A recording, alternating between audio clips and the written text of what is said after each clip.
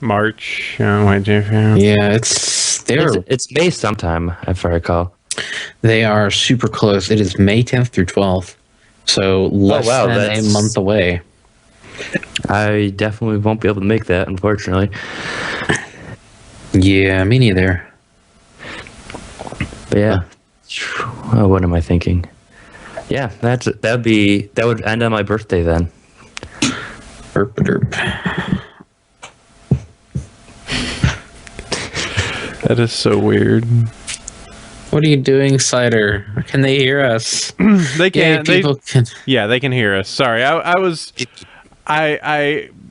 So you know that I like Saga, and it's a really good comic book. But they found out recently that the most recent issue had something in it that was like, whoa, like very graphic something in it. And I thought it was kind of weird. Like, they do some really like explicit stuff inside of there, but I was frankly explicit. And then I find out exactly what was put in it, and that the comic itself was taken off of iTunes for a period of time because it features adult things, stallions being stallions. Yes, clearly. See, yeah, it's and actually, so that weird. Was Comixology derping up pretty hard. It wasn't Apple. Yeah, that comic is really good though. Yeah, it is. Speaking of comics, Fred Perry this is totally pre-show nonsense, but Fred Perry of Gold Digger, who's been doing Gold Digger since she's the time. I'm like, how long has he been doing it? Probably over, let's see, the first issue, as I go over to the Antarctic Press website, was July 1993. So this comic's probably older than some of you people listening. Wow. And there are 199 free PDF issues of this super wacky anime ripoff adventure comic. It's got a cheetah lady. And a bunch of other people and mechas and crazy stuff like that. And it's free to download in PDF form. So maybe you guys would be interested. I know that I found that comic way back in the day, and I have probably about 50, 60 issues of it.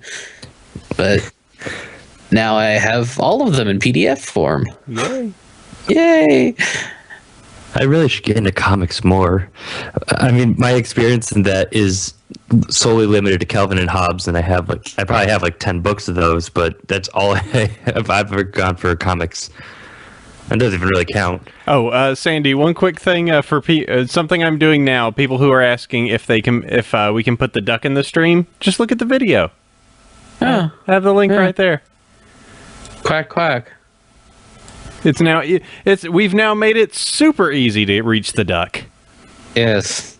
But they have to type in derpy.me/avbhv with capital H and capital V. Yeah, and it's case sensitive. I know. Don't you understand how hard that is? You could if you type in something wrong, you could get something horrific. I'm sorry. Oh man. Who knows?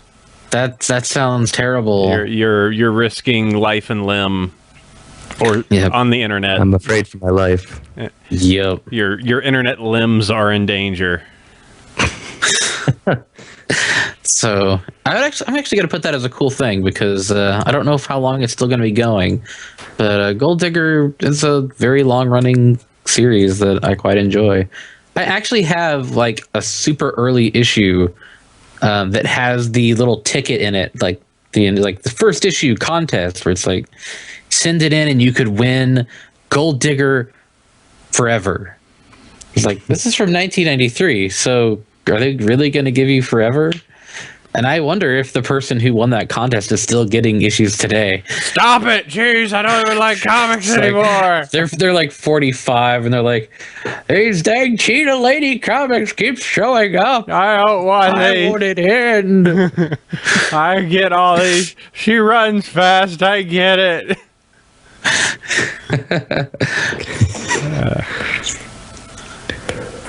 Oh man, Kevin Smith is Sandy's spirit animal, and I look like the protagonist on Clerks. I really wasn't supposed to be here today.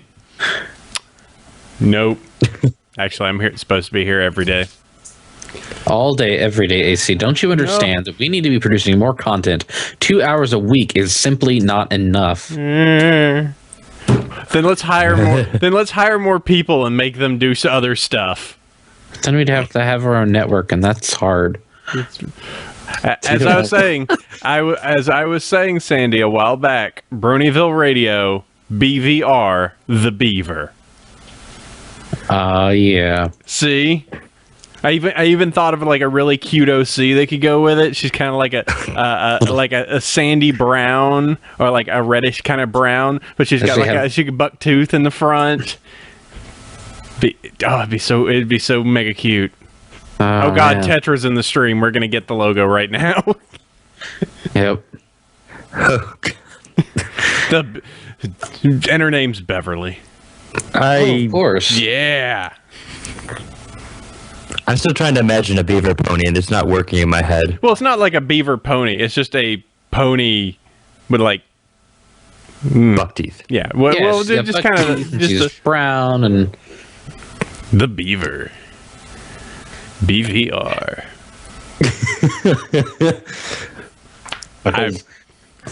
I am a sucker for acronyms. Of course. Lost Peg Assist. Yeah, Pinkie Pie dressed as a beaver once. Yep. That's right. True.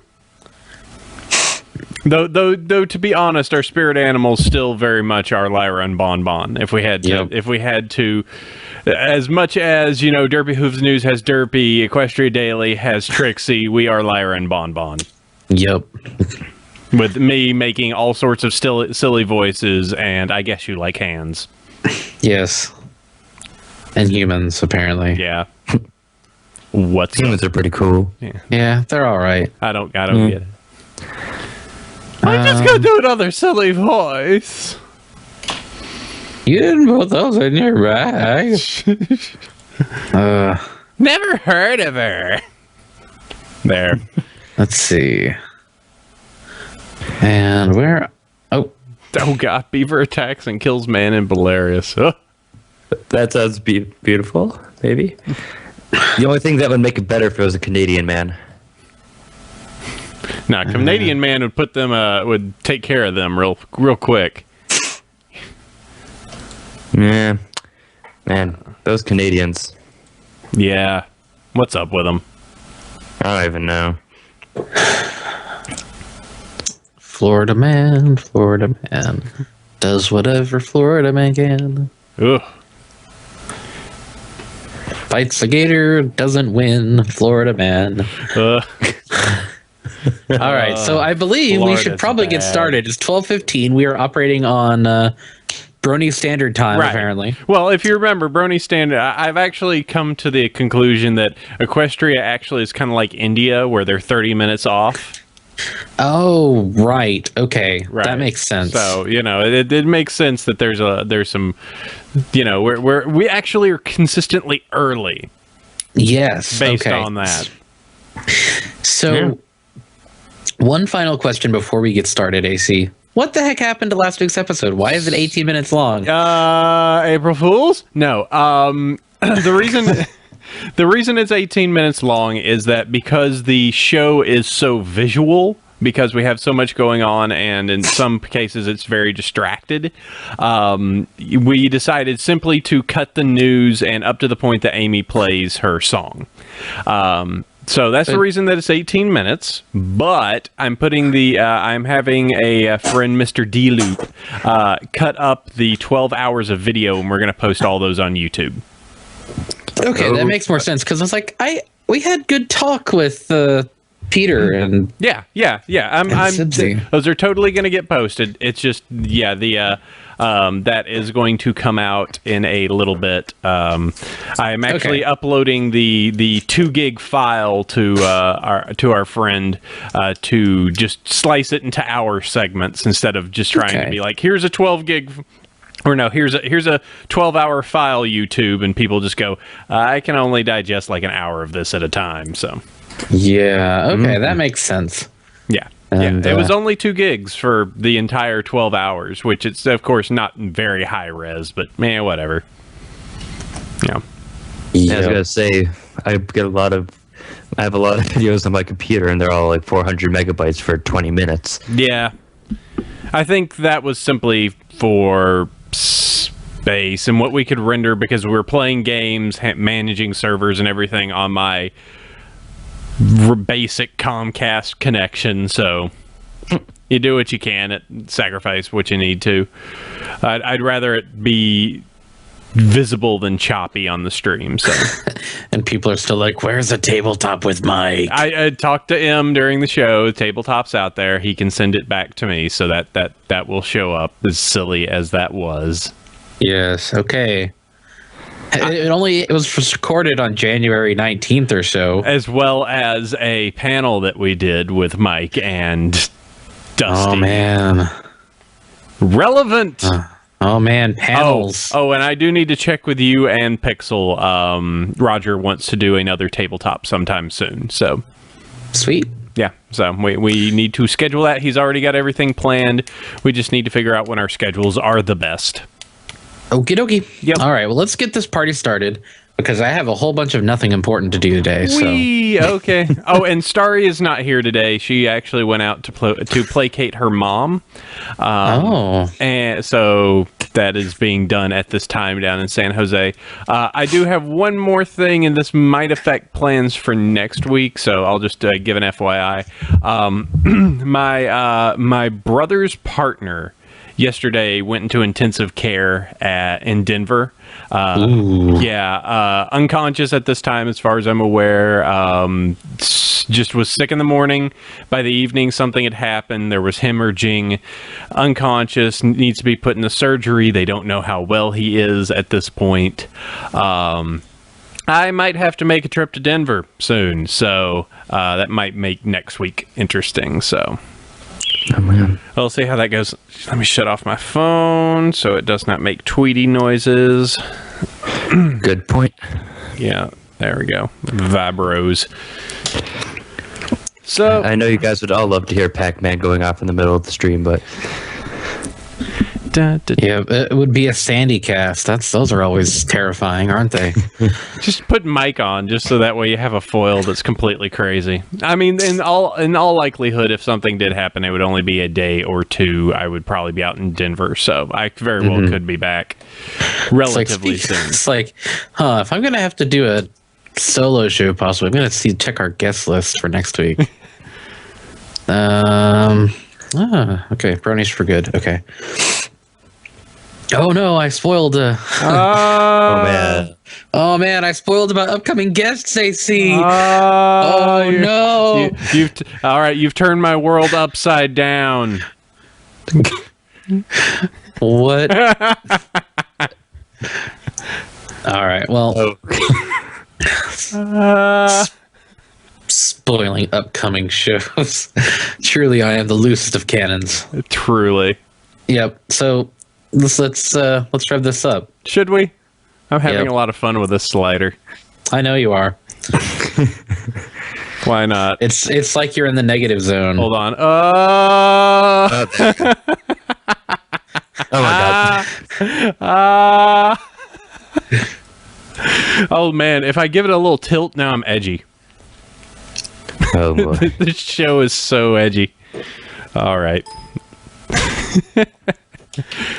All right. Let's actually start a show. Let me get the recorder ready.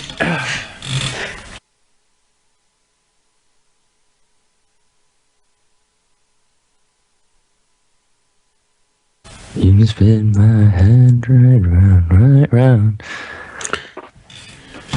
All right. Thanks, Mike. I'm now going to have that stuck in my head for the rest of the day. Mike? Oh, not Mike. No, Mike from the chat. Oh, Mike. Okay. Silly Mike. Oh, yay. Mr. D loops in. He's the one editing our video. It's like mostly 88% done, so it'll be done soon. All right, let's do a show. Pull up the deck. Hello, everyone, and welcome to Bronyville. This is Bronyville, episode number 101, recorded on April 13th, 2013. I am your host, Apple Cider. Hello. How are you? We're at 101. We're taking you back to school. Getting schooled here. Hey, Sandy. Yo. Class is in session. All right, we're going to learn about music today. Learn it up. Are we? Oh, we are. Yo. Uh-oh. Oh, boy. Well, who's this mysterious voice that you've added into our stream here today? Our guest today is Baschfire, instrumental musician. He's done a whole bunch of albums and a bunch of music on YouTube. He does some good stuff. Say hello. What up? You are So, we do have 2 questions we have to ask before the show can progress any further. We're charging through it today, are we, Sandy? I know, right? Let's cool it down. Let's charge. How have you been? Oh, I'm good, man. How you doing? I'm doing all right. You know, it's been a busy week. Last week was relatively nuts with 12 hours of gaming. Yeah. Yeah, the just for those out there that I'm just like, well, Sandy, I'm sorry that I shot you down. I'm just going like, wow, we're charging in real quick. I just want to have a little chat with both you, Sandy, as well as our guest. That's okay. It's cool. It's cool. But for those that were wondering about the 18-minute episode you got last week, you will get a there will be YouTube videos of all 12 hours that should be going up that you can enjoy. So that's for that. Sandy, how are you this week? I'm doing pretty good. Besides, I found out something pretty important. What's that? I have a normal heart. It's not made of stone or glass it's not made of stone or bacon or anything terrible, and I think a bacon. My heart is okay, good. So I will not be dying anytime soon, at least from my heart. And what? Wait. Are you implying that bacon is terrible? If my heart was made of it, that would be. But explain a little bit, because I recalled that there was something going on a little bit earlier in this week that precipitated this. Oh, okay. So I mentioned back in February, right? I had really bad sleep apnea and been having some rather expensive medical bills this year. So I got my CPAP, and that's all cleared up. So my sleep apnea is well under control. But because I'd had it for so long, my sleep apnea for so long, and it had been so severe, my doctor was concerned I'd had heart damage. Ooh. And because it was a possibility, because of the severity and the length of time it had it. But I've spent probably a lot of money going to a cardiologist and having a number of tests run. And the end result is your heart is normal. You're just fat. And America, USA, USA. Did you immediately go out and like get the biggest burger you could find just in defiance of that? Just like, I'll show you. No, I will have all the Philly cheesesteaks. Oh, don't tempt me. How is it like actually having like a decent night's sleep? Like how is that totally different than? Oh, dude, you have no idea. So, yeah, please. I would love to know what that's like. I slept for a solid 7.5 hours last night and woke up this morning feeling awesome. And this is opposed to how you felt before, which was... Well, AC, you saw me how I was at FC. Mm-hmm. And how damn tired I was all the time. So, all right, we fixed that. Oh, that's good. So, Yeah. To move on, Bosch, how are you? I'm good. I'm a little tired. Are you? Do you need a CPAP machine? I know of somebody that can loan you his if you need to take a nap. I suffer from the chronic disease that is I can't stop making music. Is that true? That sounds like a terrible disease for people that might need bumpers and or intros and or other parts of their show if you are so interested. I know, right? This guy, I mean, he produces a huge amount of stuff. All day, every day. Just at this point, mornings. At this point, we can't see it, but your hands gently stroking the keys of a keyboard, just trying to keep them from actually touching. The music wants to come out. I actually about 15 minutes before we asked, like about 2:45 my time, because I'm way on the East Coast. Mm-hmm. I was actually finishing up a little bit of a new track that I'm working on right now. Is it good? I really couldn't stop. Is it a good track? It's different. Oh. I would say it's arguably a cross between Eurobeat and what I guess dubstep, but doesn't really count. Uh-oh, does it have a fat drop? It has a drop, but it doesn't sound like dubstep. Wub wub wub. Is it like a piano drop or something? It's like an oboe drop? You're gonna No, it's pretty traditional synths and stuff. Okay. Yeah, it's something I've been experimenting with. Okay, excellent. All right. So now that I feel like we've settled everything, Sandy, you want to ask the two? Okay. Ask the twin. Can You're I ask allowed the now. questions? You're Okay. allowed. We can do this. Okay. Here I go. All right, now we do have the two questions that I was so cruelly shot down on earlier. Your favorite character? Who is your favorite character? Oh, I would actually have to say Princess Luna, with a very close second of Applejack. An Applejack fan. Oh my. Oh. Aren't you a rare breed? And your favorite episode? I would say either Super Cider, C6000, or whatever the Scootaloo and Luna episode was. Sleepless in Bronyville. There we go. Yes. I know all Sleepless in PonyCon. I'm updating the doc and typing the wrong thing. Sleepless in PonyCon. There's an episode title. Sounds like my life. Cons are not for sleeping. Cons are for drinking and partying. Scootaloo goes to a convention. That sounds like Big Apple PonyCon. Scootaloo accompanies Lyra to Humanicon. Stays up way too late trying to meet the guests. Yes. Finally meets them all at the bar, yet cannot enter because she is a filly. The voice actor scene for My Little Human.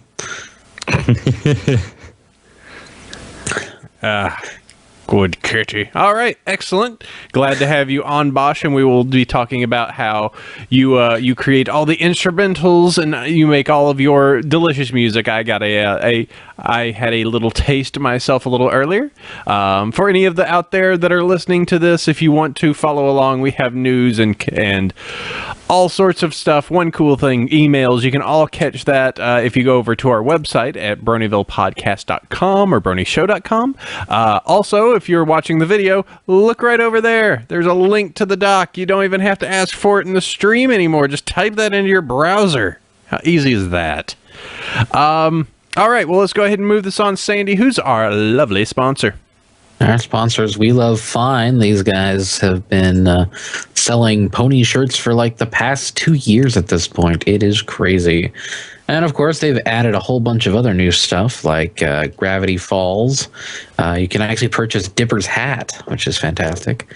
But on the pony side of things, they have recently added their deal of the day is the Nyan Cat Dash with the looking unimpressed with her Pop-Tart. Pop-Tart body. Is that a Metroid shirt? I'm looking at their website now, but they've added a whole just host of like anime shirts and the like too. Weird. So We Love Fine. They do lots of cool fandom shirts. They're currently running a contest, the Ponies versus Villains Design Contest, where they have 2 separate contests ongoing. With, as I wait for the page to load. Okay, so the villain side of things is being judged by Jim Miller, and the second judge is to be announced. It's a pony villain design contest. Doho pony with villain. The judges first prize of 5,000. Judge pick 300 or 500. Goodness, judge pick of 300 and 3 $100 runners up. And there's more. 5 winners from each will be qualified to enter a separate My Little Pony villain contest. With 2 more weeks and a grand prize of $2,500. Yay! I had no clue that Big Jim Miller was the voice of Sombra. Well, I mean, when you have such range as crystals and slaves, I mean, it's really hard to not know who that was. And on the pony side of thing, we have Tara and Nicole Oliver.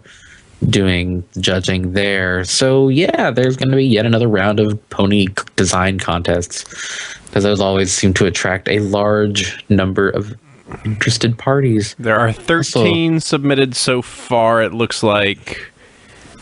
But it started started just a little bit ago too. I really want to see how many of them are terrible. Oh man, better watch out. But as for us, if you use the coupon code Bronyville 10, you can save 10% off your purchase. That's cool. That's always fun. Takes care of tax, maybe a little shipping. It all depends. Unless you're in Europe, then it doesn't take care of that much. It doesn't take care of much at all. If you're in Europe, I'm sorry. I'm sorry. Order in bulk, find friends. I know it's hard. All right, so moving on to the news. So fire status is glacial. Wow. There's no fire. There's some grumps maybe among the people that didn't get into BronyCon's vendor room, but other than that, I mean, the community as a whole has very little in the way of controversy going on right now, which is good. So much so that I had to make controversy this week. Yes, AC, you certainly tried. I think my most popular tweet was the Canterlot was Constantinople. That was the one that was particularly the internet loved that one. Business with the Turks. I love that. I think we need to have a pony version of the Turks now. Yep. That was. I felt so proud of myself. The Saddle Arabians. There you go. There you go. Just kind of stereotype the whole section of the world right there. Yeah. Excellent. All right. So what has happened? Well, let's see. The pony sales for March are out, and they are very good. Obviously the first run sales were the biggest, and as the comic progresses, people are picking it up, but it's still doing very well. My Little Pony Friendship's Magic issue number 4 sold 41,541 copies for March, and issue 5 sold 36, even though it was released later in the month, so there wasn't as many weeks or sales.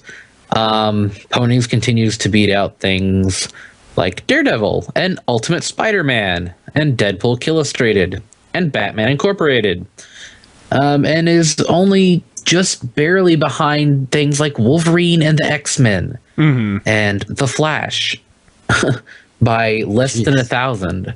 So in terms of comics, it is the highest rated for IDW, yet again, and still right up there with the mainstream comic titles. Even the microseries Rainbow Dash, which wasn't the greatest, still beat out things like Superboy and Scarlet Spider and Venom, and not that much far behind Astonishing X-Men number 60. So yeah. So the 3 comics that came out in March are still in the top 100. So IDW has themselves a winner. Yeah, I'm trying to find it on Comixology to pull up their particular like the rankings. It looks like at least for today, it's not on the top 25. But let me see if I could find some sort of like ranking. So. March 2013, based off comiccron.com. It's linked off of the Derpy Hooves news article that I'm linking here. So, hey, the pony's still doing good. And, the current arc with Nightmarity is looking pretty cool. That's a spoiler that hasn't been shown yet. No, it's not. It's right there in the comic. Well, wait, is there a new one? Is there one I haven't seen? 5. It's like next month, and it has a picture of Nightmare Rarity. Yeah, but that's still a spoiler. That's not a spoiler. It's in the next month. But it's not in the current month. We don't. Rarity's totally fine. Ignore anything Sandy said. Everything is fine. Nothing is ruined. Good job, Whooshy Things. Sandy's Rarity is best Nightmare Pony. No, don't say she's totally fine. There's nothing that we are aware of that may be occurring next comic book. Quiet. I'm ruining everything. Yeah. Sandy. No. No. Error. Computer over. Virus equal very yes. Lucis Cannon Sandy ruins. I don't know. Scootaloo might get an episode next season. Ah! Oh man. I am ruining everything. All right, forever. are we just going to go ahead and start pulling up my rumor list then? Let's see what I all the spoilers I can toss. Doing that, I'll run through a couple more things. Okay, go for it. The Interplay Fluttershy box is now in stores. I have personally seen it myself at the local Target. So if you would like a Fluttershy box set that comes with a couple packs of cards and a special Fluttershy promo, it's not the same as the Fluttershy promos that you've seen from the cons, but it's still Fluttershy. And if she's your waifu, why not go pick it up? It's $10. Comes with a single pack of Series 2 cards, poster, a promo Fluttershy, and a Fluttershy sticker. And they've already done Vinyl Scratch and Pinkie Pie, so I'm sure they'll probably go through the remaining cast as they get to it. Would be a smart assumption. Who do we still have left? We know Rarity's coming. I think the only one that is remaining is Applejack. Rainbow Dash hasn't gotten a box set yet either. Okay, box sets. Yeah, they better make it. I'm sure they will. I mean, they like money a lot. I like money too. I like money. Money's fun. Money really lets me nice. do things. Money means I'm not that poor. Someone's saying they need to make a cheerly box. Maybe. Bullshit would love that one. So All that right. is in stores now. The next little bit of news, it's actually not there's not a lot to talk about other than Jim Miller has been promoted to co-director of season 4 of My Little Pony with Jason Thiessen. Oh. And the link, he says he demands that you worship him. So for Jim Miller to become director, what does that mean happened for whoever was director before? That means that James Woody Wooten is moving on to a different project within DHX. He is currently overseeing products or packages from Planet X, which is I believe, a Canadian-only animated series. So I think he's the dude in charge over there. So I mean, it's an up for him, but he's not going to be working on ponies anymore. Yeah. Canadian only, so it's just got too many jokes that we Americans just wouldn't get. Yeah, they keep talking about things like poutine and maple syrup and going to go pick up Tim Hortons. Picking up some Timbits. That's man, what's Tim? What's Timbits? Oh, Timbits. What happened to Tim, and why are you eating parts of him? She's delicious. Go to Tim's, pick up some chili and some Timbits. And a carton of coffee. Delicious cartons And of always coffee. remember to roll. Always got to roll it. Oh man, I do really like Tim Hortons though. It's pretty good. Tim Hortons is actually is really fantastic. good. It is One of the really advantages good. of living in New York is we're basically Canada, so there's a bunch of Tim Hortons. It is. Tim Hortons is really good. I would prefer them far over like a Krispy Kreme, because Krispy Kreme just does donuts and they're too over sugared. Yeah. And the fact that Tim's has like coffee and they make sandwiches and they've got good chili and poutine. Poutine. It Still is. never had that. It is fries with gravy and cheese curds. Oh my God. It's wondrous. It sounds like my arteries are screaming. If you think about it, simply all it is kind of like a fried baked potato. With gravy on it. Yeah. Yeah. Welcome to Heart Attack Podcast. Yeah. That's right. You thought you got your heart checked, Sandy. You may need to check after a good order of poutine. Thank the I know French. it's healthy enough now. Yeah. Let's try not to ruin it. Thank the French Canadians for that one. So moving on, IDW has released the covers and synopsis for My Little Pony Friendship's Magic issue number 9 and Micro Series number 6, Applejack. Gasp. Chapel. So they released the synopses for these comics way in advance. So like issue 9 will probably be out in like July or August, but they're telling us what the synopsis is now, and they released the covers. Like the official cover for issue 6 by Andy Price has none other than Big Mac and Derpy as a mail mare and Screwball and Pinky being weird. So Pinky being Pinky. It says this town gets a little stranger every day, and apparently it's a story arc that focuses on Big Mac. Ooh. Everybody's got a story to tell in this new arc by fan favorites Katie Cook and Andy Price. Citizens of Ponyville take center stage as the ordinary morning for Big Macintosh quickly turns into an unexpected adventure filled with tons of colorful characters and side stories. The issue will put Big Macintosh's typical bashfulness to the test. 22 short stories about Ponyville, the comic book. Yes. I do have to say that looking at this cover, there is now a new part of our canon that has been established, Sandy. Yes. If you notice the sign, Run for the Roses Cider House. Yep. We have competition in town. Oh, no. Oh, man. The Sandy and Cider Drinkery and Eatery has competition. Blasted Run for the Roses? Who puts roses in cider? It's crazy. Tuxedo Mask. Just crazy talk.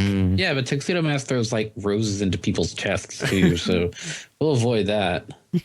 I hope that you don't go to that restaurant and someone throws a rose at you. Huh! Oh, thorny.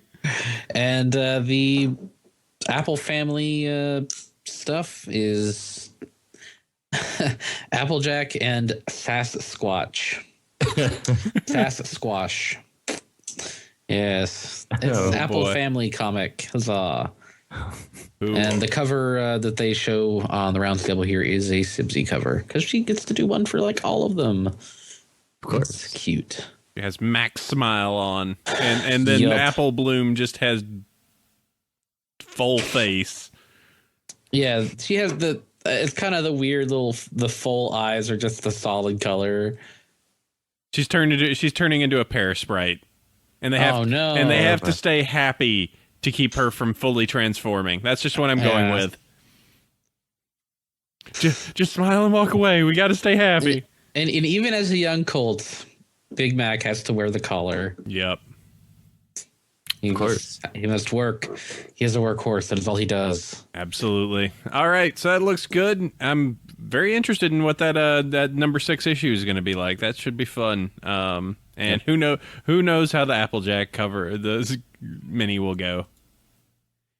So the last little bit is that the the My Little Pony Elements of Harmony Friendship is Magic official guidebook is coming out here in June. Really? Now, this is kind of funny because the other day it was put up there for pre-order and it was $10.96. It was $11. I pre-ordered it. And now, for some reason, it's gone up to $13.27. So enough people are pre-ordering it for them to realize, let's jack up the price a little bit. And so they are. That link isn't working on Equestria Daily. Yeah, you actually have to click the name Corellion because EQD cannot into hyperlinks sometimes. But the thing is, the book itself... the part with the princesses on the cover is just a slipcase, and the book itself looks similar to Twilight's book from the beginning of episode 1. So it looks really cool. It's 256 pages long. Wow. That's significant. And the people that are making it are the same folks that do like the, Encyclopedia of the Marvel Universe, or DC Comics Ultimate Character Guide, the Dark Knight Manual. So this guy has written about fan stuff like Batman and DC Comics. So he's Sandy, do you know what I'm going to do? I'm going to request you get this guy on our show. Okay. That could be fun. Find out what the fan guide's going to be. Was good. 200. I mean, that's really 13 for 256 pages. That is no fooling. Yeah, that's a tome, and I pre-ordered that like ASAP, And I also bought the Twilight Sparkle and the Crystal Heart Spell by G.M. Barrow. Because Pony Light novels, why not? Wow, and he's done so much too. Just looking at this, like he's written a lot of things. He's appeared on Conan O'Brien, Chappelle's Show, Law and Order SVU. Wow, this guy is truly just a globetrotter. Yeah, so that's pretty cool. Y'all should check it out and make this a good seller. His website, because if it's what I expect it to be, it'll be, just as exciting to fans of ponies as, like those Star Wars technical manual books were to good old Star Wars nerds like me when I was a kid. Oh, I remember those. Oh yeah, those are great. Have you seen the faux Haynes manual for the YT series Carillion Light Transport? I have not. It was so long ago, I don't remember most of it. I was at a bookstore here a couple days ago, and when I was thinking about going to Build-A-Bear and buying myself a plush, and then I didn't. But I walked through a bookstore, and they actually had one of those. It was hardbound, and it was just like a Haynes manual for how to repair a Millennium Falcon series thing. It was so meta. It was weird. So yeah, you should check that out. And moving on, convention news. Wow, there's a bunch of convention news because that's pretty much like the only major thing that's going on right now is everybody's getting revved up for the convention, the Summer Con Clusterbuck. That is the period between Mother's Day and August 4th, I believe, that there is a convention like every single weekend. Let's see. Good Dude Full Papers has put together a fantastic list of conventions. And looking at starting from the 10th of May, there is a con every single weekend, more or less, actually almost through the 24th of August. How we've caught up to other fandoms in the span of 3 years. And then September has multiple cons. October has 2 cons. And then Trottawa is a single day. And then there's Nightmare Nights Dallas back at the very bottom of the list because we're not trying to be in the middle of the Summer Con Clusterbuck. And that was also better timing for us. So, news. We have got Nightmare Nights Dallas. Oh, I wonder who runs those guys. That guy. SandyCon. SandyCon, except it's not SandyCon. Has added Jim Miller. The guy that we talked about just a little bit ago saying that he got promoted to a director. We also got him to come to our con. He joins a number of guests, including Andrea Lemon, Peter New, Brenda Critchlow, James Wooten, the director he's replacing, Pixel Kitties, and Sophie Cabra. They are our confirmed guests. And we have 3 more that we're talking to, and that will fill us out. We're trying to get our guests nailed down as fast as we can so we can start developing a proper panel track. Because we have so many incredibly talented people coming, we're going to capitalize on that. You can expect some pretty good panels from us come November. And even our website, nightmarenights.net, buy a ticket. Come on, do it.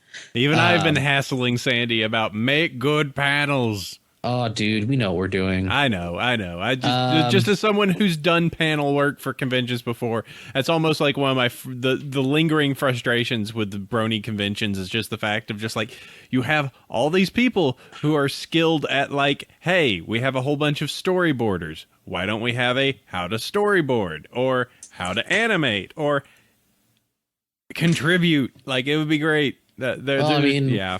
Let's see. We have 3 voice actors, a director, a former director, traditional artist, a digital artist. We might have a writer. We might have another writer. We might have a storyboarder. We've got a whole bunch of people coming that are technically proficient individuals who could probably make some very interesting and educational paneling. But I've said too much already. Equestria LA has added Amy Keating Rogers. She's cool. Very cool lady who did the Derpy Ditty on our show last week and has written some very good episodes. She is going to be going to Equestria LA on May 10th through 12th. So you should check that out if you are on that part of the country, Anaheim, California, SoCal. If you're in NorCal or Vegas, you probably don't have a reason to not go, even though it is really far away. BronyCon has added Lee Takar, which those guys need to kind of step it up when it comes to their guest announcement. They're a couple months out, August 2nd through the 4th, so 3 months out, and they don't really have much in the way of guests lined up. Step up, senpai. No, I think they're just being quiet. I hope so, because it's getting to the dangerous point. Considering the space that they have this year, they need hype train. Yeah. Knowing Fulner, he's gonna delay as much as possible. Okay. Yeah, well, good for them. Good luck. Go for it. Brony Can, which is unsurprisingly in Canada. Oh. Wow. Whoa. Breaking my Have brain. started their ticket sales with their early bird weekend pass starting at $50. Wow. 50 bones. $50. That's pretty pricey. Yeah, for a starter, let's see. Their website is taking a very long time to load. But it looks like they have a pretty decent red system. I'll wait for that to load and I can look at the website. But they don't really have anything announced yet, as far as I know. Yeah, the benefit of this, kind of similar to Everfree Northwest, is that this is located in the suburbs of Vancouver. So so it's really easy for them to just say, "Hey, why don't you just drive down the street?" They're August 24th, 25th. They have a very pretty Canadian OC. I'm guessing she's like Celestia, and she has a maple leaf. So her special talent is Canada. She raises and lowers Canada each day, and she's incredibly polite about it too. And she can just summon Timbits. Yep. Confirm Brony Can guests. No guest announcements. Well, that's not how you do that. But okay, they don't have anybody yet, but they're open for business, and I'm sure we'll be hearing some more stuff about them soon. They are in August, so they have about 4 months to go. So plenty o' time. So again, this has been a really con business busy weekend. The Sacramento Brony Expo, which is in Sacramento, California, AC. Oh, you might want to check that out. I guess they're close. They are September 14th at Sacramento State University in Sacramento, California. Yes. They are a smaller con. They are a one-day event at a college campus. So it's not going to be this earth-shattering mega con, but it certainly has the potential to be a good one-day fun event for the attendees. Mm-hmm. They have, because I've attended a number of on-campus cons, and they are 1 or 2 days, but they're still fun. Yeah, the one of the big benefits is I bet there are a few notable folks that are likely to show up for that. Sacramento's close enough. I'll probably end up finding my way up to it. Mm-hmm. It's not too far off for some other people that I don't think have confirmed, but I'm pretty certain you could probably. I don't want to commit him to it, but Mike might show up, stuff like that. So yeah, and there's certainly room in the convention ecosystem of the Bronies for smaller events like this. And not everybody has to try to be BronyCon. Definitely. Smaller events like Crystal Mountain in Salt Lake and BronyFest here in Louisville turned out all right, and people had fun. Mm-hmm. And that's really what matters. Mm-hmm. So you can check them out at their website, and maybe if you're in the region, give them a look. Yep. Last but not least, Everfree Northwest has deadlines, because cons are rapidly approaching. In this particular case, they are in July. Sounds like. Yes. Yep. Let me go to their website. July 5th through July 7th. So January, March, April, May, June, July 7th. July 5th through 7th. That's right. Same weekend as Anthrocon. Those goofballs. So they have 3 months. Yep. Yeah, but again, they're also up in Seattle, which is across the border from British Columbia. So, And they're going to be in one hotel this year, which is great. You don't have to climb that hill of death. Yay. So they have deadlines. Monday, April 15th. That is to say, 2 days from now. So if you're hearing this Wednesday or too late, that's the last day to submit an event/panel to the con. Sunday, May 5th is the last day to spit stories, artwork, advertising for the con book. I should probably see about getting some Hammer Knights things. Monday, June 3rd, last day to book the hotel for the special convention rate. And June 15th is the last day to get the pre-reg rate on the badges. AC, we really need to decide which one of these cons we're going to do. We'll have that discussion after the break. Yeah. Or after the show. And the volunteering is still taking volunteers because cons need volunteers. They are the lifeblood of any event. Any con, big or small, always needs volunteers. And if you have some free time, you should do it. Do it, Philly. Heck yeah. Usually at most conventions, if you volunteer some time, you usually pay for a next year's attendance. That's right. Yep. And so everfearnorthwest.com, check them out. They we'll see how they turn out this year. And that's it for the news. I hope I haven't bored anybody to death. And suddenly I looked oh man. Sorry, I took a short 10-second nap there. Did I miss anything? You died for a little bit there. I was awake sleeping. Awake. Hey, we got Baschfire here. Hey. Hey, what's up? What's up? How are things in New York? Cold. Is it snowy at all, or is it just cold? It's well, it's not snowing now, but you can never know. You can never know if it's snowing? Well, given the way weather works in my area, it can go from 60s, 70s to just snowing in a matter of 20 minutes. Okay, look out the window. Is it snowing? It's cloudy. But that's not snowing. Is it? I suppose not. Okay, cool. So it's not snowing in New York. As far as we're aware. All right, excellent. So instead of the weather, do you want to go ahead and explain some of your music and where everyone can find it real quick? All right. My music is, in general, orchestral music. A lot of somewhat epic soundtracks, somewhat inspired by Japanese video game music. And and additionally, nowadays I'm doing a lot of kind of combinations of orchestral and electronic. And you can find most of that on my YouTube channel at youtube.com/Baschfire.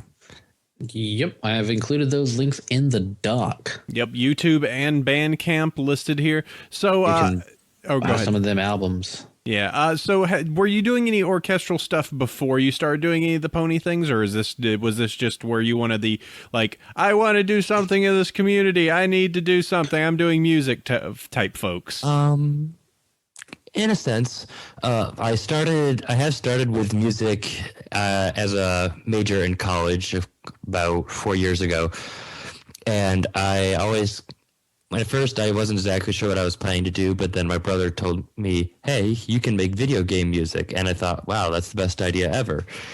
And so I kind of made it on the side, and I was learning how to make music.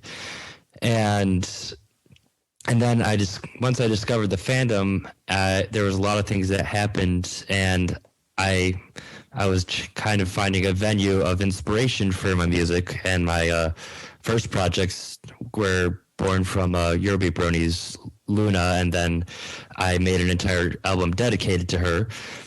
And so it kind of started before, but it definitely kicked off big time once I came into the fandom. Okay, and so explain to me, this seems like a very, very popular thing, is why Luna? It seems like so many artists are hung up on Luna, and I maybe hung up is not the right word, but I'm not really sure. I mean, I know why I like her. I've always been obsessed with wings. So when I saw a princess with a really nice voice, beautiful dark colors, and wings, I was kind of sold. But then there's a princess with a really nice voice, White Wings, and she's like excellent. Yeah. And then there's one that's pink, and now there's a purple one. They keep adding princesses. Man. I like the purple one best. She's my favorite. She's my favorite princess, not princess. Oh, I'm afraid I'm going to have to disagree with you, AC, because I'm rather fond of Sunbutt. All right. I actually have to admit, Cadence is probably my third favorite. Third. So wait. So what's your order on Luna, Applejack, Cadence? Although they're essentially tied, but if I have to have a top three, that would be my three. Cadence is a good. Is an all right alicorn. I mean, she's an all right. I like the hair. Good hair. Yeah, great hair. Great hair. Good going, Cadence. You got hair going for you. Good job. You have great OC hair that doesn't look too OC. Well, anyone that knows me knows I have a slight obsession with hair. If you ever see a picture of me, you might notice that I have a very large poof. Okay. By the way, all right, if we're going to talk about pony hair, I'm doing this. Does Fluttershy's hair kind of aggravate you too? A little. It's a little too flowy. It's a little too flowy, and the way it's just kind of like one stream of hair, I always imagine we're never seeing the other side of her head that's totally bald. Kind of like Skrillex. Yeah, it's just like this one swoop that comes down and reaches the floor, but there's nothing else there. Like, it just looks like if you were to just jump to the other side before she was able to flip it, it'd just be this bald patch. You be nice to Skrillex Shy.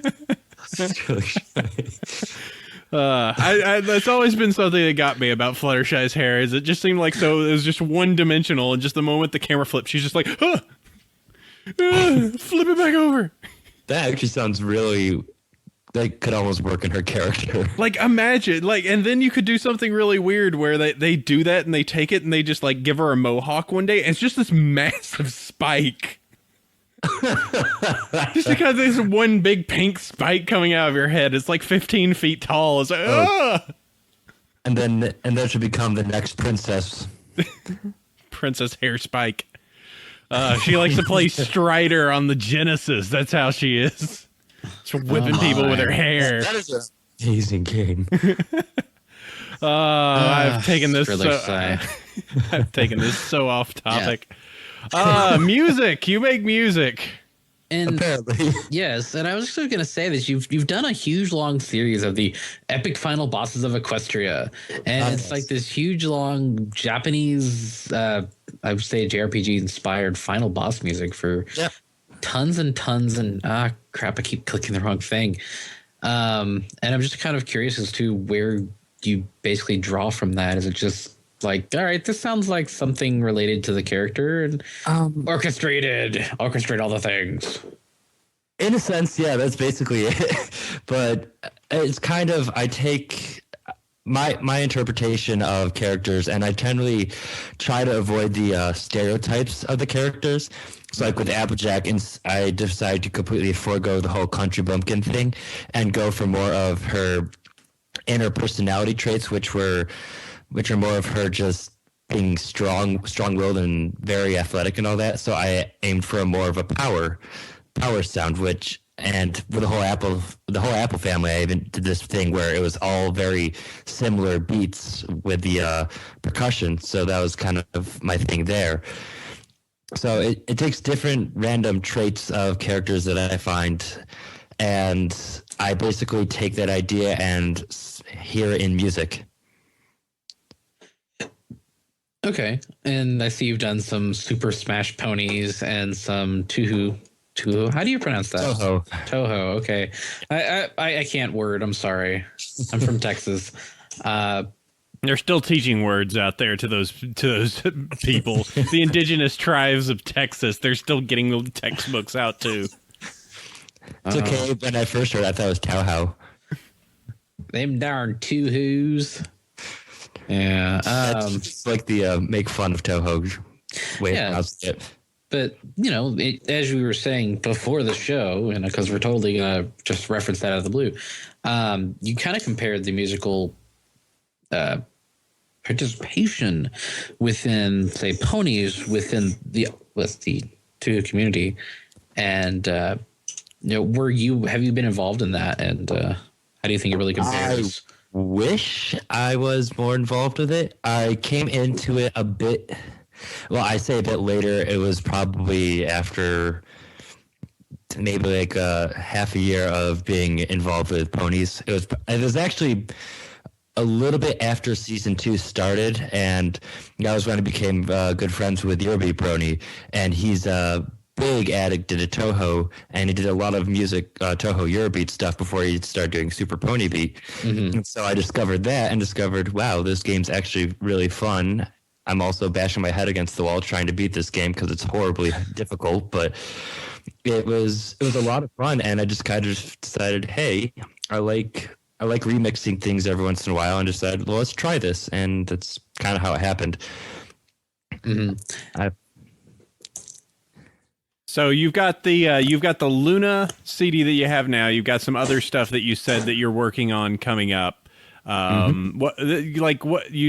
think you were mentioning, was it? Did we talk about it a little earlier? The fat drops and everything. The wubs that you're adding. I'm affectionately calling it Eurostep. Okay. That one's I'm doing a lot of experimentation with electronic music right now, and a little sidetrack from ponies.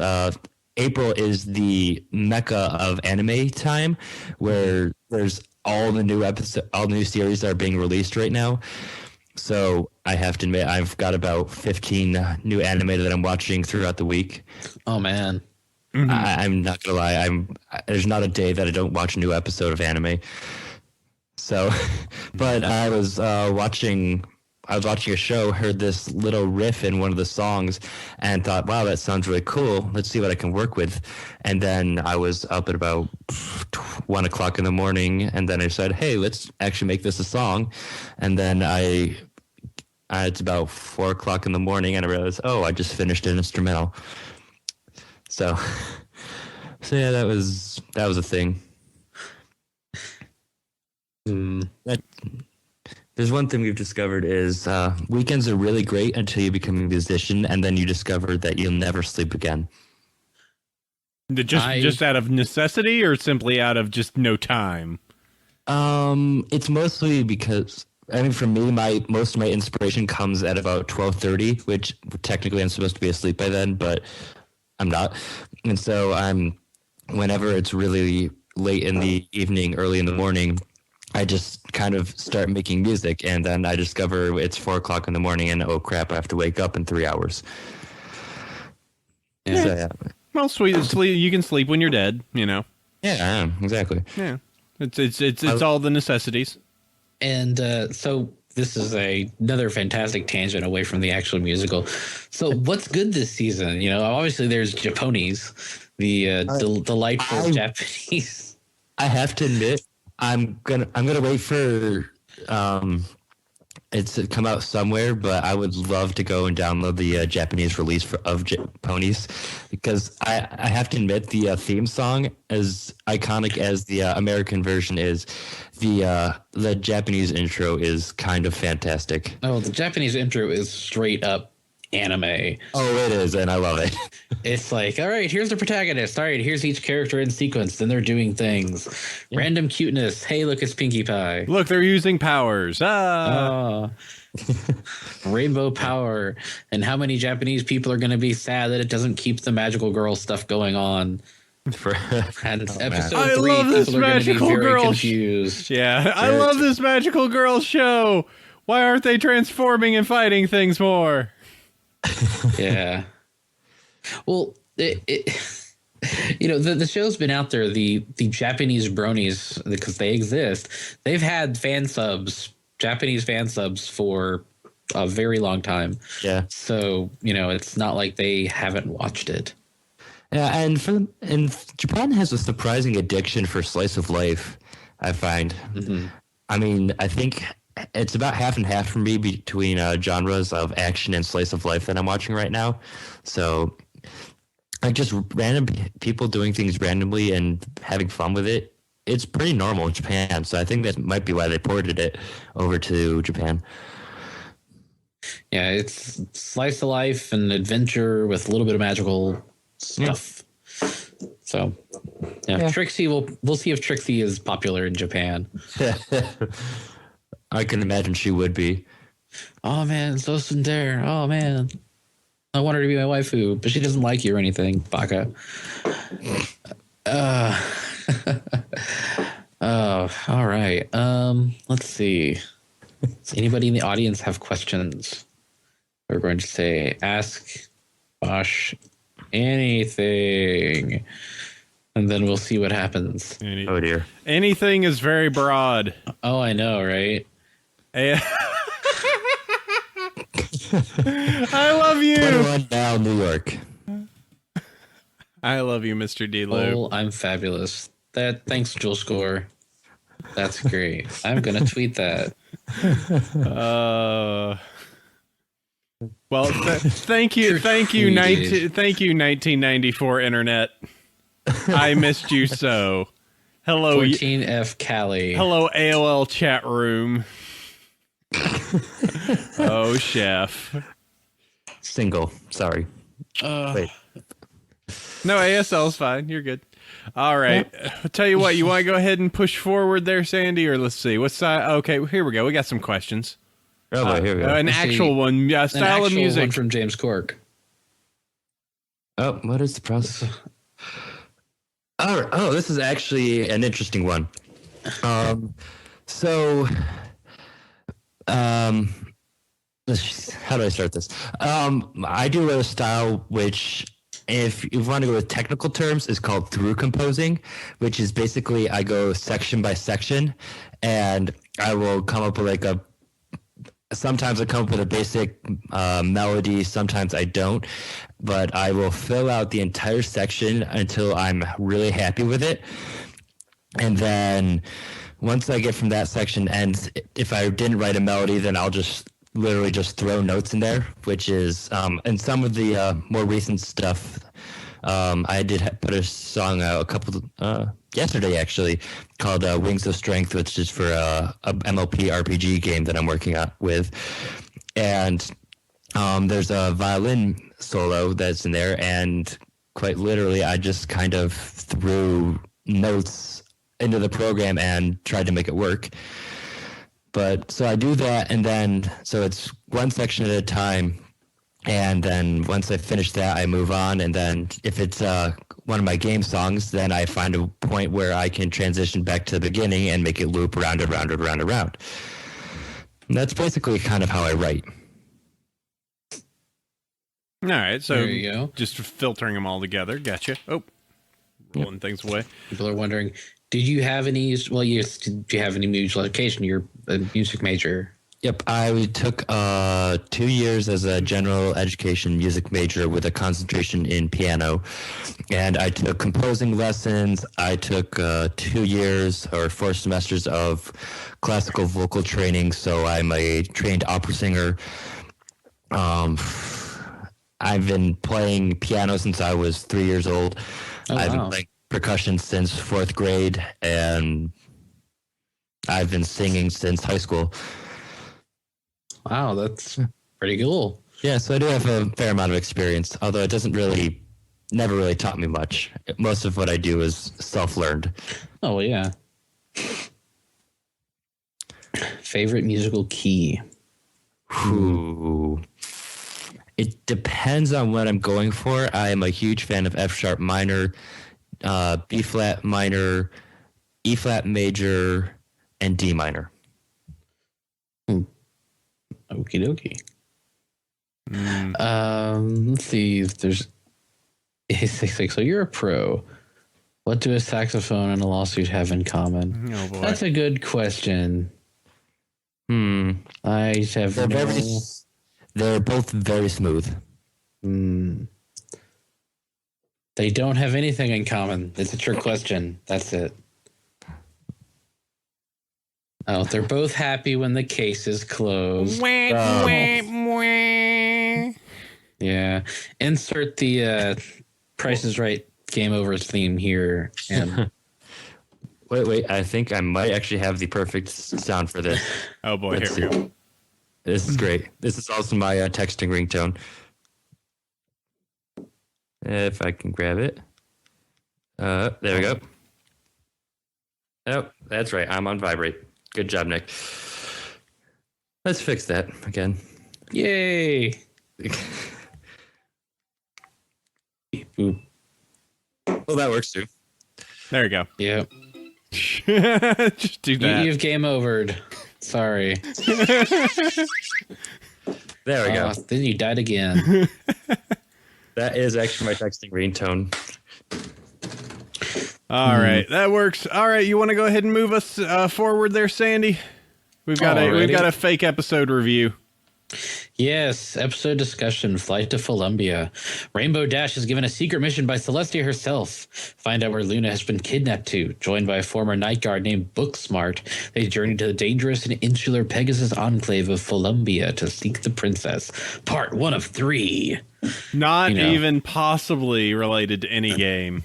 Of course not. I'm 100% super legit. Totally. I did think the whole overt racism against other non-Pegasus, that's a hard lesson to bring up to kids. But and some of the violence, I have not seen Wingblades used like that before. That's a bit extreme. Yeah, I'm still playing BioShock. I think I'm halfway through it. So yeah, I'm interested to see. Everybody says the ending makes you think, and I'm like, oh no, I don't like to think. What's going on? So, yeah, I need to see what's going on with that. I'll pick that up when it's on sale. Giant Griffin, yeah. That the whole thing with the mechanical Griffin is really weird. Why Pegasus would use something like that, and why they would make a poor Griffin into a mechanical monstrosity. Oh, I don't know. Clearly, they are outside the proper gaze of Celestia. Yes. Who would be the prophet? No, there's too many questions to be asked. Trixie. Oh God, no, it makes too much sense. Trixie. Oh no, we're having to recast this. We're officially Prophet Trixie, and you have to rescue Luna, who can go through portals into Pony's dreams. I don't know. Part of the game is spent in dreamscapes. Totally. I don't know. Yeah, let's not pontificate. We've already spoiled one thing today, Sandy. I'm ruining everything. I know. I am. Why are you such a loose cannon? Let's go move on to emails. So, Book Smart Booker DeWitt. There, I have to spell it out for people. Good. Moving on, we've got emails. You can always send us emails to bronyville@gmail.com. We get a lot of emails each week, and we're going to actually have 2 weeks worth of emails going on here. That's okay, because we also have a lot of 5-star iTunes bronies and a lot of donations to read down to at the end. True. I've got a cat that's attacking my leg. He's evil. All right. You're going down there. Okay, I'll read 2 of them to start us off because I don't believe this first one's actually real. Congrats on 100, you guys. Star Song. Yes, it actually is an email that showed up, and it was just sort of like, lol, what? It's Slowpoke Twilight. Slow light sparkle. Hold on, let me desktop that up. Look at that. Yeah, super Beautiful. Yep. So, how about you read the next one, AC? Sure. You got both the art emails this week. I did, and this one's long. Yeah, let's do this. It's not that long. Nah, it's all right. Hello there, Apple Cider, Chef Sandy, Starry Night, and guests. This time without funny adjectives. Oh wow, it's been forever since I emailed you. I have been so busy moving to Scotland, from Scotland back to Spain, that I hadn't had a chance to email you anything. But now I have a little bit of free time. I'm going to use it to email you guys. And what do I have to say? Well, nothing but congratulations for making 100 episodes of this awesome podcast. I still remember when I found out about you in 2011, and I was angry I still remember when I found out when I found about you back in 2011 and how angry I was when I got kicked out of the season 1 finale live stream because it had the 50 viewer limit. I missed the birth of awesome things like Magneto and the interviews with Rocco Coco and Sibsy. Ever since then, we have been through so many things that I won't even count them. But all of us in this fandom and me in my life. But every time things were getting through and I needed a breather, all I had to do was play an episode of your podcast and everything cooled down. Every time I was feeling stressed, there was AC and his hilarious, "Oh no!" And Chef sighing at his co-hosts off the rocker tangents, or Starry shouting some profanity from the background, or the show guests bringing their talent and creativity that seeped through and inspired me to return. As you may see, I have nothing to ask and just one thing. Just one thing to say. Thank you. Thank you for keeping me happy and cheering me up through 100 episodes and keeping me going through some of the hardest moments in my life. You guys rock. Also, with this email, I am sending Starry a little present. A few weeks ago on episode 97, I heard her say something about shipping her and Luna in the chat. So, because Starry is awesome, Luna is best princess, and I am evil, here I send you some Luna X Starry art. I hope Starry likes it, as I made it from pure admiration. Like Princess Luna herself, she may not appear in every episode, but when she does, she's always awesome. With lots of love from mildly cold Spain, James. Yeah, you should main screen that pic. Yeah. I'm actually mildly jealous of that. Actually, let me fully main screen that, because that deserves a little bit of screen region love. I had the time of my life, and I never felt this way before. Oh, Starry, what are you doing? What are you doing, girl? Starry, please. What are you doing? She didn't go see her mom. She's going to hang out with Luna some more. In space. How do you even breathe there? And AC's like, what's going on? No. Put me down there going, sweetie. Hey, just bring the princess over every once in a while. It's all right. I understand. Sorry, AC. It's princess time. Yeah, I guess so. Hey, James, you could feel to make one for me, too. Holy crap, I've got some minotaurs upstairs. Do you? I don't know if you guys can hear it, but I'm like shaking photos on my wall. Ooh, weird. All right, well, Sandy, what's your email? All right, so can you guys hear this? Yeah, I hear a little bit. Yeah, I hear it a little bit. You're having a Texas stampede earthquake up there. I'm having an earthquake, apparently. All right, so, yo guys, I've been listening since the 64th episode. I enjoy this a lot of it. I'm looking forward to the Bronyville gaming thing. It sounds fun. After 100, you have 4 more weeks till your 2-year mark. 52x2 equals 104, you dingus.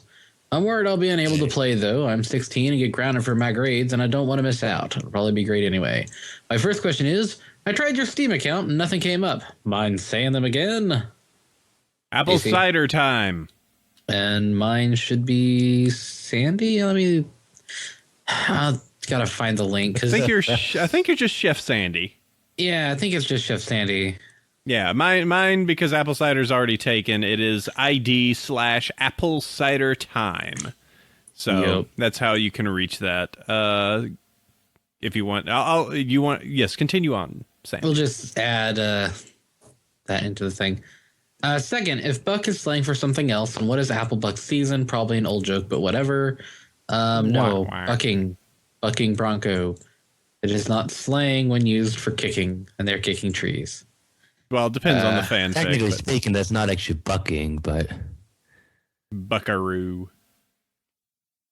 Yes, I'm not even sure what. It's a silly term. It doesn't have to make sense.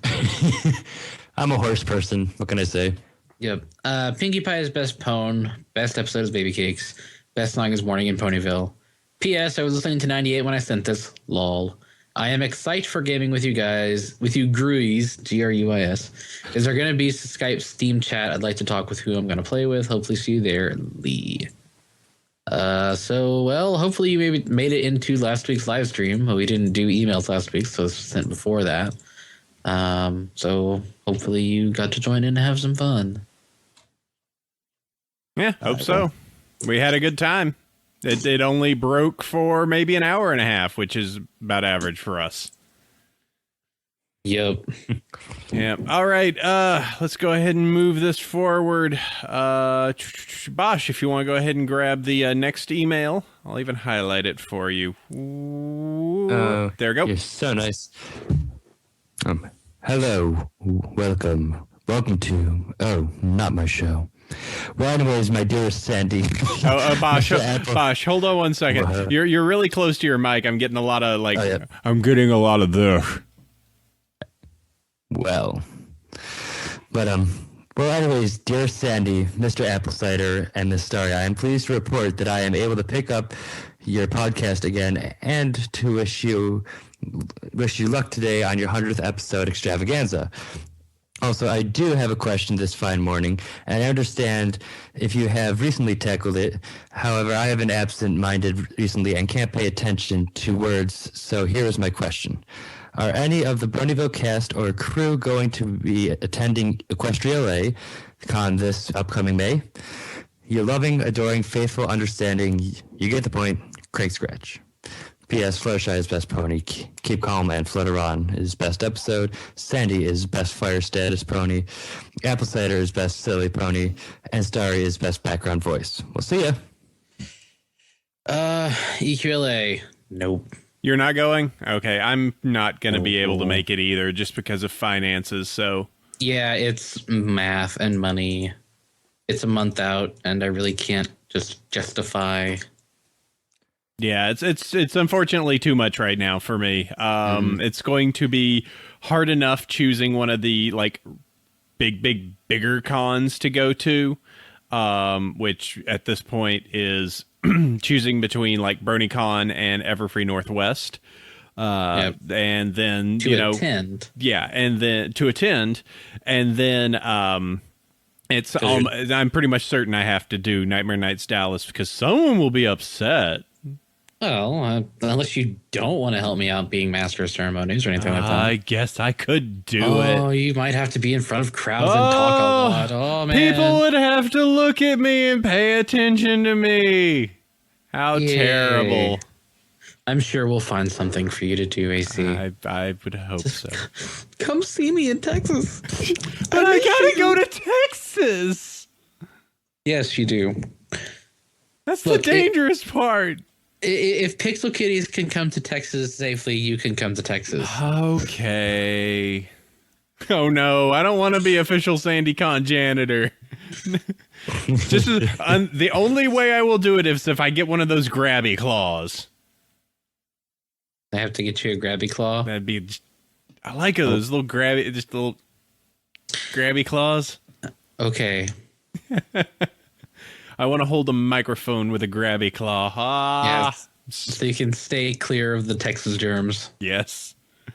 Okay. Yes. All right. I'll go for the next email.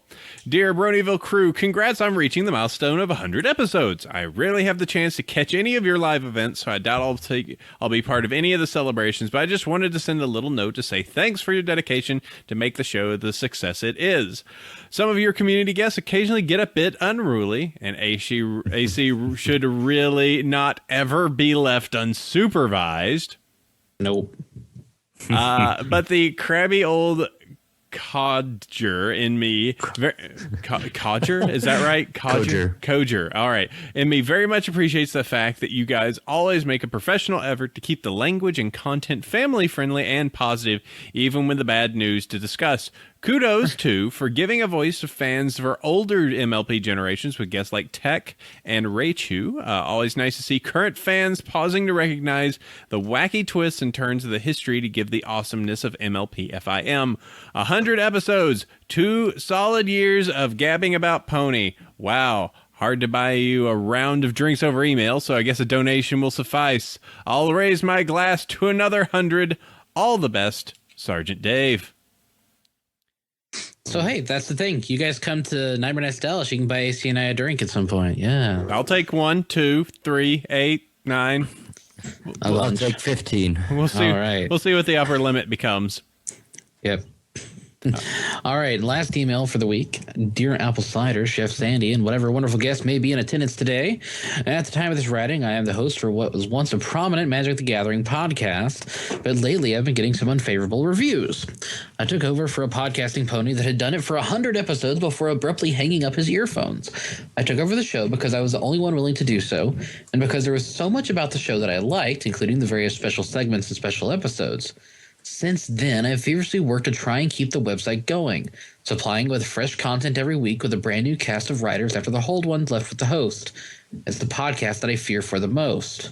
As of late, I've received comments that, while mostly civil, have made the point that I'm not cut out for hosting, and I'm starting to believe it. Part of me thinks it might be because my time to prepare has been cut back with various things happening and certain guests canceling and requiring last-minute rehosting. When the complaint is that you're not funny and I'm tired of listening to this, I can't help but feel that I've let the audience down.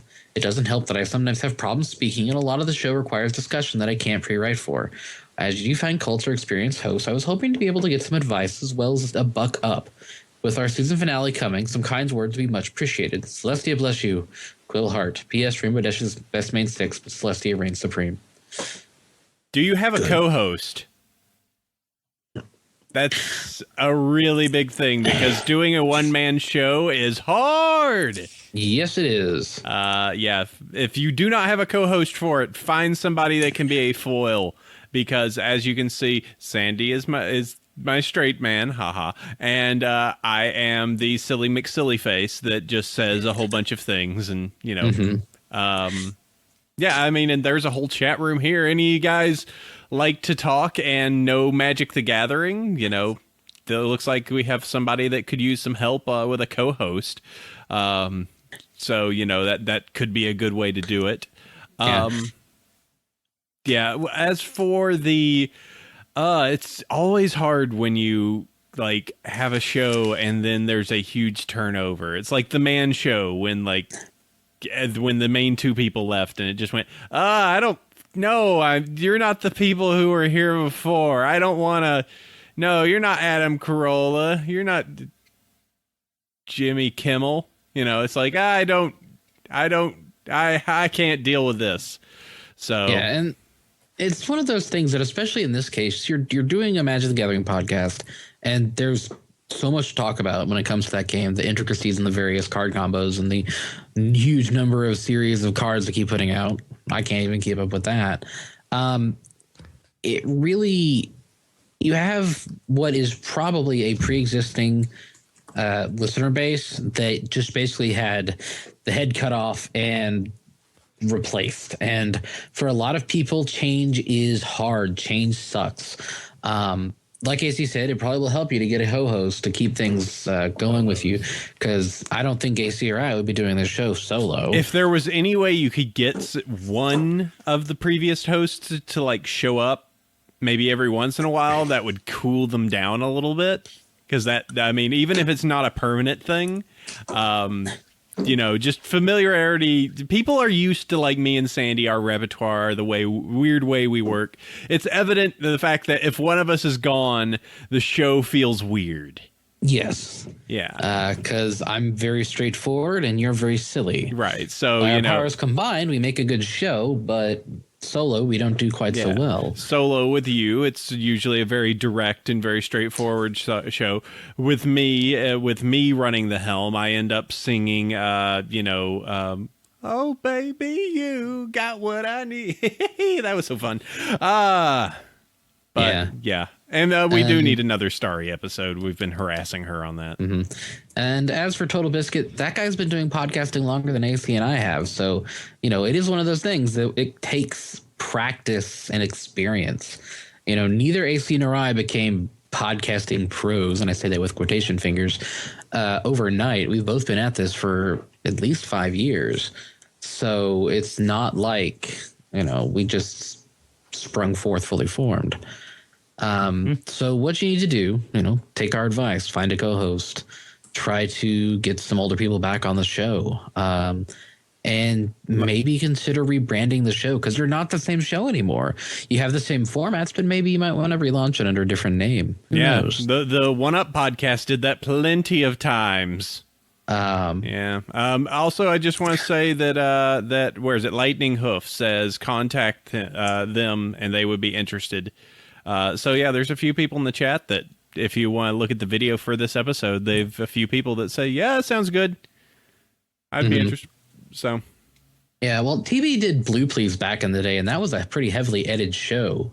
So he would edit out his ums and ahs and uhs, but he would not really cut out the profanity. And he did try to do some shows with his wife back in the day, but he was a bit too acidic for my taste after a while. Yeah, Weather Brony says they'd be interested too. So there's two people in the chat here that would be interested in jumping in a podcast.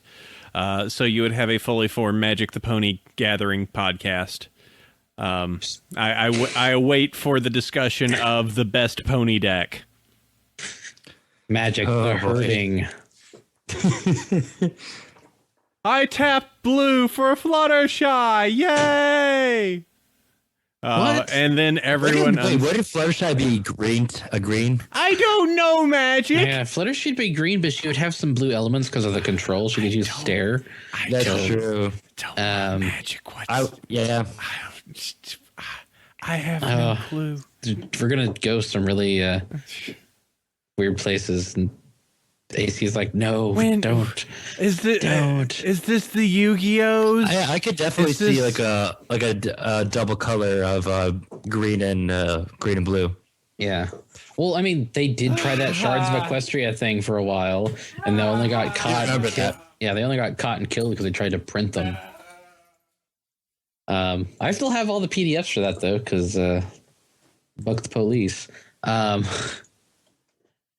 AC has run away. He regrets everything. He's flailing around with noodle arms. Oh man. Spaghetti at the Cider household.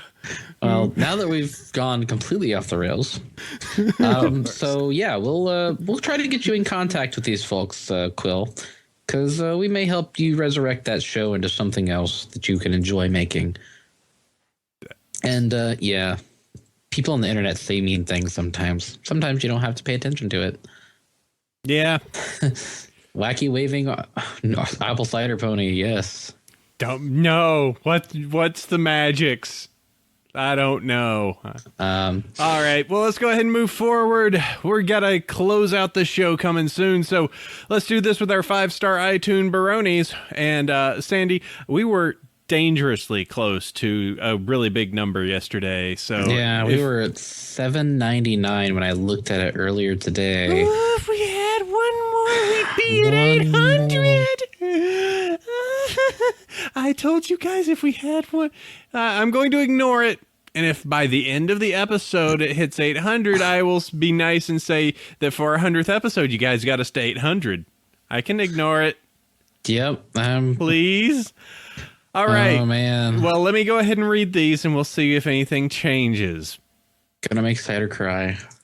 5-star iTunes Bronies. I want to thank Invader Lan, JPop4321, 5 Iron Bronies, Sony Choco, the Barakura, Hunter Wolf Dog, Hunter Wolf 77, Desert Nocturne Crank Scratch, JLZP5, Elusive Shark, Dragon Ma 575, Dan the Brony, and Stormy Seas. And donations, big donation thanks. These include people who donated across for the Brony Thank You Fund last episode. So thank you very much for all of you. That is excellent. We got some cash over them, and that's going to the Cal Arts Fund for some Brony who wants to attend the highly prestigious school over there. Donations from Tyler P, Francis M, Matthew A, Kenneth C, Craig W, Ted A, James H, Young G, John G, Walter Vibboom, VB. Yeah, he is a fantastic name. I'm going to say Walter Van Buren. I'm just going to make it up. That's just like sounds... Vanderbeek. Vanderbeek!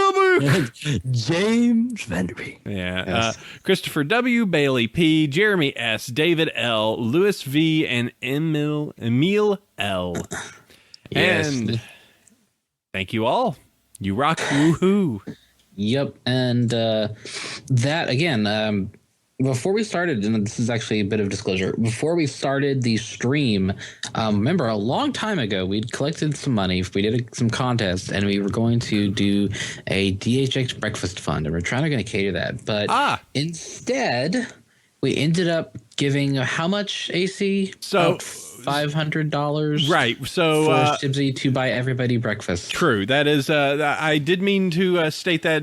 I never got to say it during the actual show. But yes, as part of doing this 100th episode, we did have something where a long time ago, about a year ago, where we collected money for a Brony breakfast for the DHX team. That money was sent across to Sibsy, and she has received it, and she is going to be making a massive donut run, probably within the next week or two. So we should see stuff for that. So hopefully some pictures are going to show up, and we can watch them enjoy a whole host load of donuts, paid for as thank you for all of the community. So yeah, thanks for you guys. Sorry it took so long on that. We were trying to figure out the best way to transport the money without it showing up on, well, Uncle Sam or the Queen getting upset that money was exchanging. But we just decided, forget it, just PayPal it. So yeah, okay. Well, we wanted to cater that, but catering is really expensive, and and we figured that, well, good old Sibsy could get our friends up at DHX way more donuts for way less money. Yeah, all the Timbits they could eat for a week. Yes, all the Tims. They're just swimming in Timbits right now. Yep. So there you go. That's taken care of. So our plate is clean. Our hands are totally taken care of. We have, no problem. And our PayPal account is empty, or it's thin. It's very thin. So I think the next thing we're going to try to do is raise some money to get us to the con we end up deciding on. Yeah, definitely. Definitely. Yep. All right. Well, let's go ahead and move this train forward. Let's do this. Our one cool thing time's now for us to leave you. But before we leave you, it's time for us to go ahead and give you a single thing for you to enjoy. Because, well, there's a lot to enjoy, and some of these are very, very nice. Mine is Apple Purr. Oh, man, this Flufflepuff Tails is so cute. I love the fluffy mixer. So random.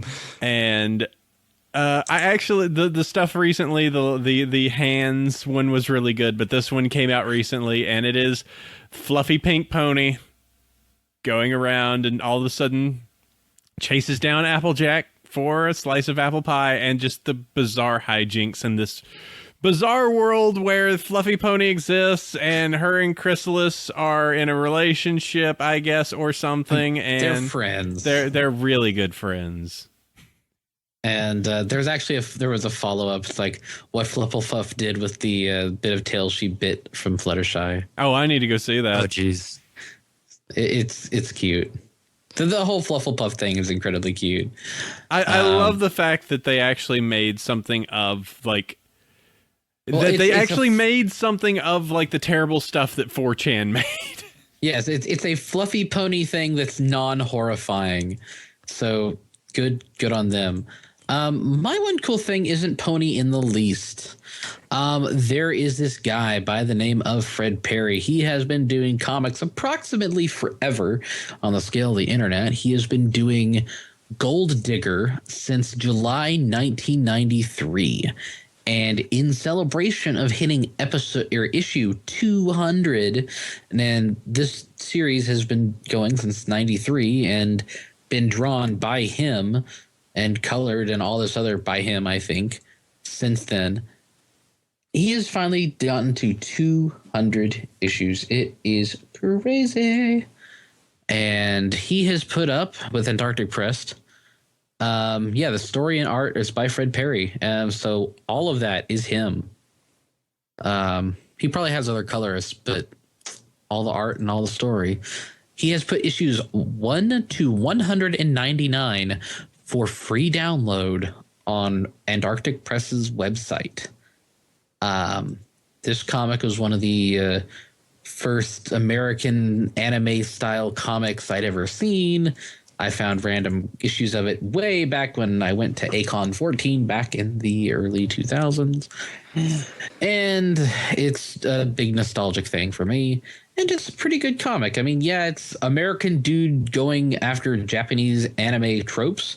And as the series evolves, you can see which anime he was watching at the time if you pay enough attention. But it's a pretty good read, and the art's pretty cool. And the guy has a consistent style that's evolved since then. The guy's certainly not stagnant.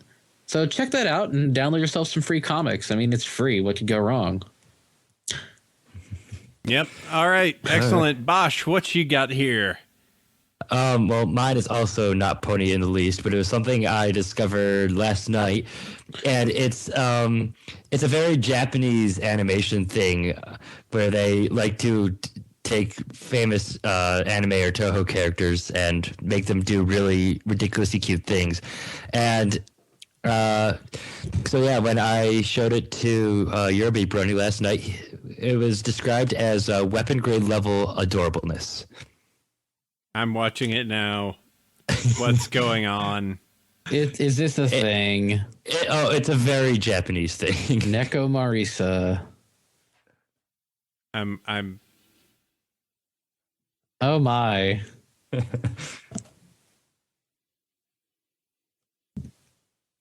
The sound makes it even worse. The animation itself was cute, but then I turned up the sound. So it's just a limited GIF with some music. Okay. No, and then there's other ones. Cute. Avoid it, AC. You're gonna fall into. No, I'm gonna fall into a Yahoo hole. It's gonna be a YouTube hole. I see it. No, it's worse. It's the 2 holes. The 2. Oh no, I don't even know what that is. For similar experiences, you should also look up Nya, because it's very much like this, except also incredibly cute. No, I can't. It's Japanese. They do that cute stuff. It's gonna go bad. It's gonna go real bad. All right, well, let's go ahead and wrap this sucker up. Yeah, let's do this. First off, I want to go ahead and thank Bosch for coming in. Thank you very much, sir, for bringing in the music and telling us about your stuff. If you want to go ahead and pimp your stuff, where everyone can find your stuff one more time. Okay, you can find me at youtube.com/Baschfire. That has links to just about everything else that I do. So that is the best place to find my network. And I will link that in the chat right now. Oh, wait, I think I just clicked off the link. Nope. My bad. But yep, so you can find me there. Okay, cool. And yes, thank you very much, sir. Had fun, and hope to hear some more from you. I will admit I didn't know about you, but then I gave a little bit of listen earlier, and I went, "This is really good. I like the orchestral." That works. The orchestra streels. Those. So yes, thank you very much, sir. Thank you for having me, Sandy. Yes. You're the Thunder Maker. Count on me. Sandy Con Maker extraordinaire as well. I have my many hats. Yes, you do. All right. Well, thank you very much, sir, for your thunder making as always. And as always, I want to go ahead and thank out to all of our fans. 100 episodes plus today. And, you guys make it possible through being in the chat, through just downloading the episodes, giving us donations, giving us iTunes reviews, or just simply giving us emails. We love putting on the show for you. So thank you all, guys, for attending. And I'm happy that you think this was a good episode. Yep. Thank Remember, you if all. it wasn't fun, we wouldn't do it. We wouldn't. True that. All right, well, let's go ahead and wrap this up. You can go see us over at BronyShow.com or BronyvillePodcast.com. Email address as Bronyville@gmail.com. You can join us roughly every Saturday, noon Pacific, at Justin.tv/BronyvillePodcast. Remember, that's 3 Eastern. iTunes reviews, we love them. I hope right now if I go to iTunes, I see we're at 800. That would make me feel really good. Just saying. Where are we on the list? I think he's moving us around. No. Oh, no. Oh, I'm going to look. I'm going to refresh it. Oh, it's no. taking its sweet time. Well, you can listen to the show on Celestia Radio, I think, every Tuesday at 3 p.m. 3 p.m. Pacific, 6 p.m. Eastern, 11 p.m. UTC. Oh, $7.99. My Twitter account is at Bronyville. Mine's at Chef Sandy. NAC, you're finally catching up on me. Finally. Am I catching up as in what? 2,063 followers to my 2097. Ooh, I'm going to do it, Sandy. Achieving parity with me. Oh, I'm going to do it. Meetup groups, I have the Bronies of Northern California. Mine's North Texas Bronies. And conventions, we're going to talk about it after the episode. So this is post-show video talk for those of you that don't know. The videos include the pre and the post-show that you don't see. So you can go check that out. Yes, Everfree Northwest BronyCon versus BronyCon Bloodbath Beatdown post-show, sure. All right, well, let's go ahead and wrap this up. This has been episode 101. Glad you were able to listen. It is definitely more than 18 minutes. Remember, if you wanted to hear anything from the episode 100 mega show, that will be posted up to YouTube shortly. Till then, let's go ahead and push this on. Next episode next week is 102. For now, yep. Sleep well, every pony.